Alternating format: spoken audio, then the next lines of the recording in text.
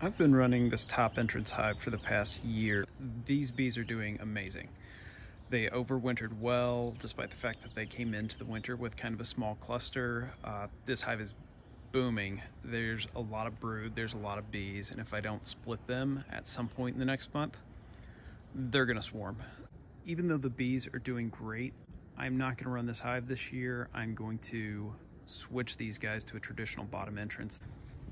The lid on this top entrance hive meets flush all the way across the back here. This piece of plywood serves as a stop to let me know exactly where to place it. On the side, there's a shim, and there's a shim on both sides that run all the way up. It's a 16-inch shim that goes to the front. The gap between the two shims makes the opening. The biggest reason for wanting to convert this to a bottom entrance hive is the second I pull off the lid, I have returning foragers and guard bees who are now confused about where the entrance is. I believe what's happening is the bees are orienting to the lid.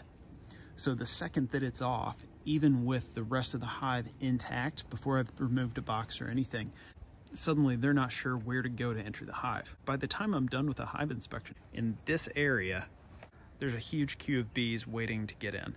And the second that this lid goes back on, they all flow straight back into that hive. It's very similar to, on a traditional hive, whenever you remove the bottom box. I would rather have the bottom entrance so that they can keep going in and out as I'm doing my inspection and not run into that issue. I got the idea for this design on BeeSource. Now, I will say that the design that's on BeeSource has one big advantage, which is that they use 20-inch shims, which run the entire length on both sides. That would create an opening right here in the middle of the short end.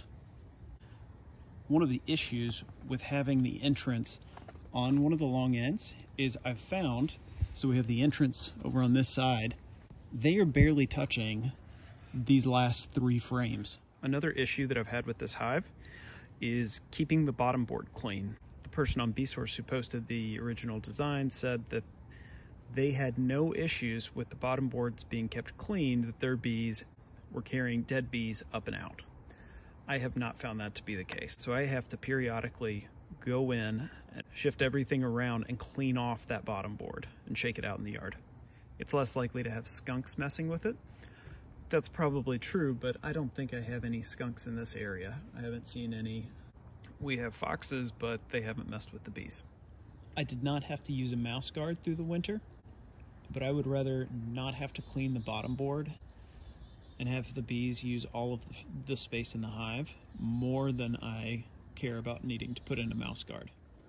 Another benefit to this hive design is that you don't need to mow in front of it, but if you check out my placement, it's right on the end of a platform with nothing to mow on that side. We are getting close to the end of April here, and when I split this hive, I'm likely to do a walk-away split, and when I do that, I'll bring out 2 traditional bottom boards, 2 telescoping lids with inner covers, and set up the 2 splits in a more traditional setup. One benefit is that you can run this hive without an inner cover. There's really no reason for one. You can easily get it open just by inserting your hive tool on one of these back corners and cracking it. The weather isn't great, so I'm not going to get into it right now to show you. It was a fun experiment. The bees are doing really well. I don't have any major complaints about the design. It just isn't working for me. Thanks for watching. If you don't want to miss any future videos, like and subscribe. Thanks.